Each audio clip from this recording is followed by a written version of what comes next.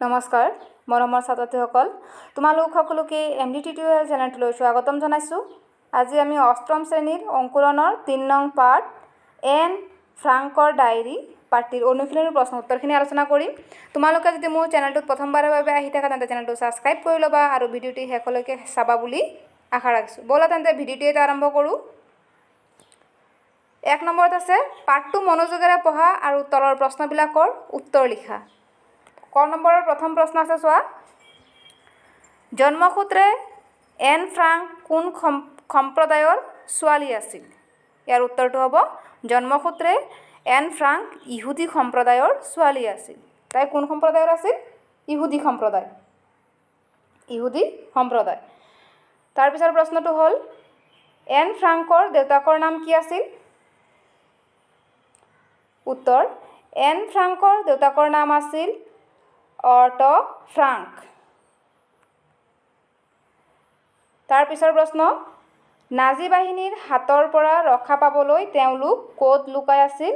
ইয়াৰ উত্তৰটো হ'ব নাজী বাহিনীৰ হাতৰ পৰা ৰক্ষা পাবলৈ তেওঁলোক এটা পণ্যাগাৰত লুকাই আছিল। তাৰপিছৰ প্ৰশ্নটো এন ফ্ৰাংকে কেতিয়াৰ পৰা কেতিয়ালৈকে দিনলেখা লিখিছিল? উত্তৰ এন ফ্ৰাংকে 1942 চনৰ 12 জুনৰ পৰা 1946 চনৰ 1 আগষ্টলৈকে দিনলেখা লিখিছিল। তাৰপিছৰ প্ৰশ্ন দ্বিতীয় বিশ্বযুদ্ধৰ সময়ত থকা জাৰ্মান সেনাধ্যক্ষজনৰ নাম কি? এই সেনাধ্যক্ষজনে ইহুদীসকলক কি কৰিছিল? উত্তৰ দ্বিতীয় বিশ্বযুদ্ধৰ সময়ত থকা জাৰ্মান সেনাধ্যক্ষজনৰ নাম আছিল এডলফ হিটলাৰ। এই সেনাধ্যক্ষজনে লাখ লাখ ইহুদীক নিজে আৰু সেনাৰ হতুৱাই নৃশংসভাৱে হত্যা কৰিছিল।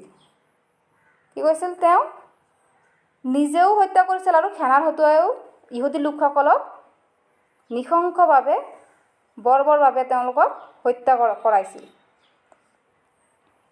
খ নম্বৰ এন ফ্ৰাংকে কিয় দিনলেখা লিখিবলৈ ইচ্ছা কৰিছিল? উত্তৰ এন ফ্ৰাংকে দিনলেখা লিখিবলৈ ইচ্ছা কৰিছিল কাৰণ তাইৰ বন্ধুবৰ্গ আছিল যদিও তাইৰ এজন প্ৰকৃত বন্ধুৰ অভাৱ আছিল।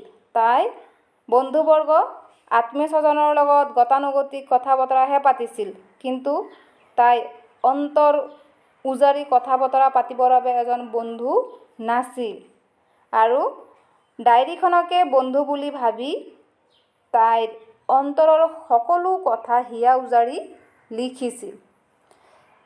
তো এন ফ্ৰাংকে কি কৰিছিল? তেওঁ আত্মীয় স্বজন বন্ধু বান্ধৱ আছিলে আৰু কিন্তু আছিল যদিও সেইবোৰ প্ৰকৃত বন্ধু নাছিলে। সিহঁতৰ লগত কেৱল কথা বতৰাহে পাতিছিল আৰু যেতিয়া তেওঁ এজন প্ৰকৃত বন্ধু নাছিল, মনৰ কথাবোৰ দুখবোৰ প্ৰকাশ কৰিবলৈ তেতিয়া কি কৰিছিল? এখন ডায়েৰী লিখিছিল আৰু ডায়েৰীতে তেওঁৰ সকলো কথা, অন্তৰৰ দুখ বেদনা, অন্তৰৰ যি ভাৱ সেইবোৰ তেওঁ ডায়েৰীত লিখিছিল।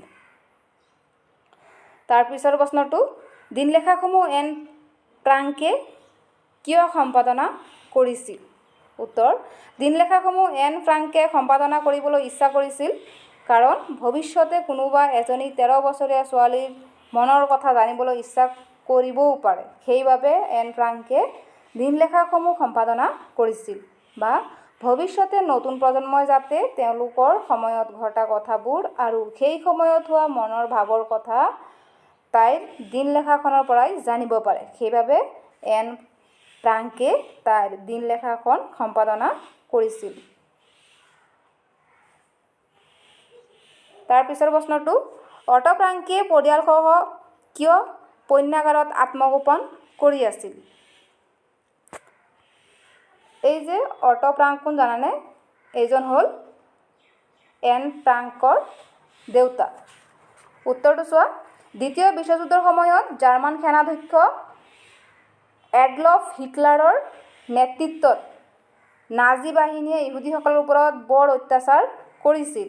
লাখ লাখ ইহুদীক তেওঁ নিজে আৰু সেনাৰ হতুৱাই নৃশংসভাৱে হত্যা কৰিছিল। সেই সময়ত এন ফ্ৰাংকৰ দেউতাক অট' ফ্ৰাংকে পৰিয়ালসহ ইংলেণ্ডত বাস কৰিছিল। তেখেতে নাজী বাহিনীৰ পৰা নিজৰ লগতে পৰিয়ালটোক ৰক্ষা কৰিবলৈ 2 বছৰ কাল এটা পণ্যাগাৰত আত্মগোপন কৰি আছিল। তো এন ফ্ৰাংক যে আছিলে তেখেতসকল কি আছিল ইহুদী লোক আছিল আৰু হিটলাৰে কি কৰিছিল হিটলাৰে আৰু তেওঁৰ নাজী বাহিনীয়ে ইহুদী লোকসকলৰ বৰ নিৰ্মম একদম নিশংসভাৱে হত্যা কৰিছিল। সেইকাৰণে তেওঁলোকে পণ্যাগাৰত 2 বছৰ কাল আত্মগোপন কৰি আছিল। গ নম্বৰ মানুহতকৈ কাগজৰ ধৈৰ্য বেছি বুলি এন ফ্ৰাংকে উপলব্ধি কৰিছিল কিয়? বুজাই লিখা। উত্তৰটো চোৱা। মানুহতকৈ কাগজৰ ধৈৰ্য বেছি বুলি এন ফ্ৰাংকে সেইদিনা বৰকৈ উপলব্ধি কৰিছিল যিদিনা তেওঁৰ কৰিবলৈ একো কাম নথকাৰ বাবে হতাশাত ভুগিছিল। তেতিয়া তাই দেখিছিল যে তাইৰ সন্মুখৰ টেবুল এখনত এদম কাগজ পৰি আছে। কাগজৰ দমটো বছৰ বছৰ ধৰি সেই টেবুলখনতেই পৰি আছিল, তথাপিও সিহঁতৰ আপত্তি নাছিল। তেতিয়াই তাই অনুভৱ কৰিছিল যে মানুহতকৈ কাগজৰ ধৈৰ্য বেছি। ঘ নম্বৰ এন ফ্ৰাংকে নিজকে কিয় অকলশৰীয়া বুলি অনুভৱ কৰিছিল? উত্তৰ এন ফ্ৰাংকে নিজকে অকলশৰীয়া অনুভৱ কৰিছিল কাৰণ তেওঁৰ এজনো প্ৰকৃত বন্ধু নাছিল। তেওঁ যেতিয়া বন্ধুৰ লগত হাঁহি ধেমালি কৰে সেয়া মাত্ৰ গতানুগতিকহে আছিল, কিন্তু অন্তৰ উজাৰি সকলো কথা আদান প্ৰদান কৰিব পৰাকৈ এজন বন্ধুৰ অভাৱ অনুভৱ কৰিছিল।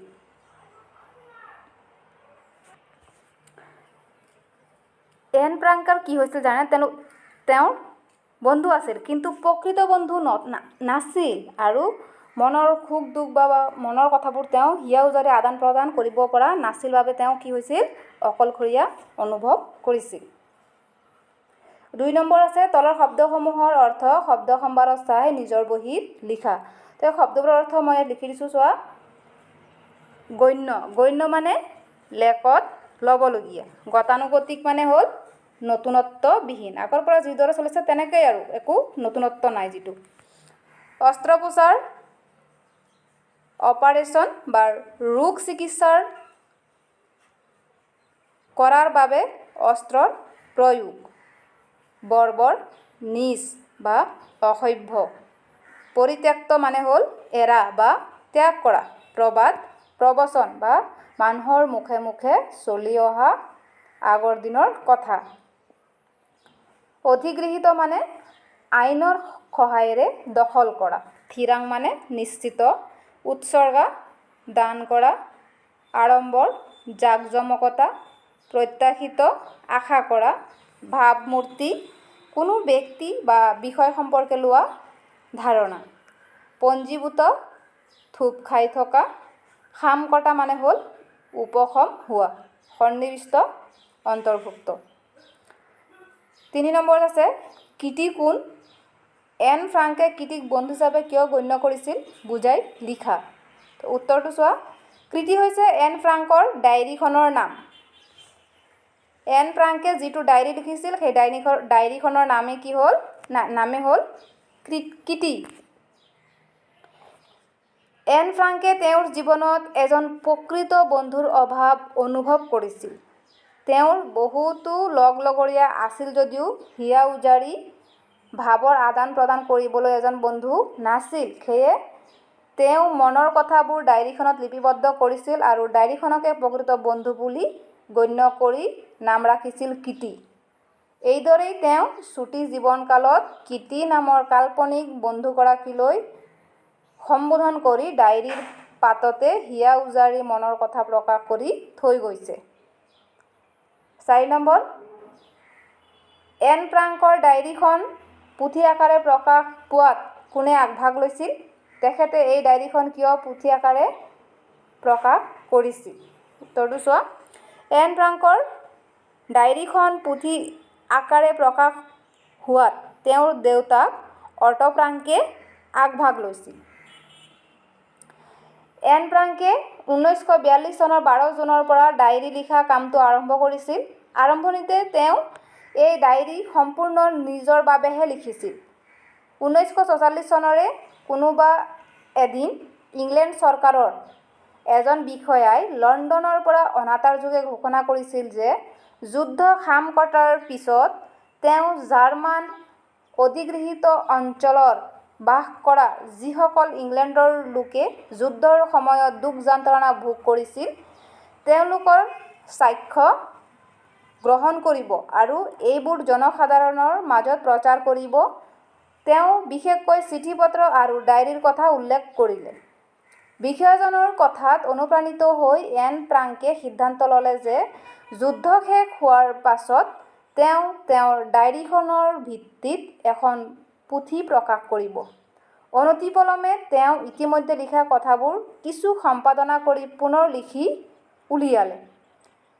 এনেদৰে এন ফ্ৰাংকে 1944 চনৰ 1 আগষ্টলৈকে ডায়েৰী লিখে আৰু 4 আগষ্ট তাৰিখে এন আৰু তেওঁৰ পৰিয়ালৰ সদস্যসকলক লুকাই থকা স্থানৰ পৰা নাজী বাহিনীৰ লোকে আটক কৰি নিয়ে।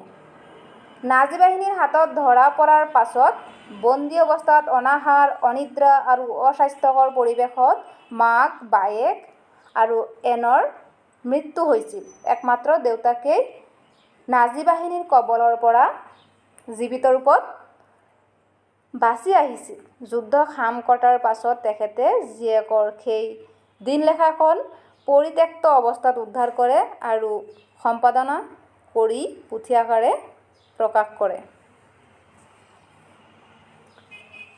5 নম্বৰ, এন ফ্ৰাংক আৰু আইতাকৰ সম্বন্ধ কেনে আছিল? আইতাকৰ স্মৃতিৰ বাবে তেওঁ কি কৰিছিল? উত্তৰ: এন ফ্ৰাংক আৰু আইতাকৰ সম্বন্ধ মধুৰ আছিল।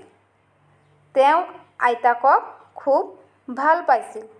আইতাকৰ স্মৃতিৰ বাবে তেওঁ নিজৰ জন্মদিনত জ্বলোৱা মমবাতিবোৰৰ লগতে আইতাকৰ বাবেও এডাল মমবাতি জ্বলাইছিল। এন ফ্ৰাংকে কি কৰিছিল জানানে? তেওঁৰ যেতিয়া জন্মদিন পালন কৰা হৈছিল এন ফ্ৰাংকৰ, তেতিয়া তেওঁৰ মমবাতিবোৰৰ লগতে কি কৰিছিল? আইতাকৰ বাবেও এডাল মমবাতি জ্বলাইছিল আইতাকৰ স্মৃতিত। 6 নম্বৰ, পাঠটো পঢ়ি এন ফ্ৰাংকৰ সেই সময়ত হোৱা মনৰ ভাৱৰ বিষয়ে লিখা। পাঠটো পঢ়ি সেই সময়ত এজনী 13 বছৰীয়া ছোৱালীৰ মনৰ কথা বুজিব পৰা যায়। তাই সৰু কালতে ইমানবোৰ দুখ কষ্টৰ মাজেৰে পাৰ হ'ব লগা হৈছিল। মৰমৰ ছাত্ৰ-ছাত্ৰীসকল, এই পাঠটিৰ প্ৰশ্ন উত্তৰখিনি প্ৰথম ভাগটো ইয়াতে সমাপ্ত কৰিছোঁ আৰু দ্বিতীয় ভাগ পৰৱৰ্তী ভিডিঅ'ত মই দিবলৈ চেষ্টা কৰিম। আৰু ভিডিঅ'টি চাই যদি ভাল পাইছা লাইক কৰিবা আৰু এতিয়ালৈকে যদি মোৰ চেনেলটো ছাবস্ক্ৰাইব কৰা নাই ছাবস্ক্ৰাইব কৰি ল'বা আৰু ভিডিঅ'টি তোমাৰ বন্ধুবৰ্গৰ সৈতে শ্বেয়াৰ কৰি দিবা। ধন্যবাদ।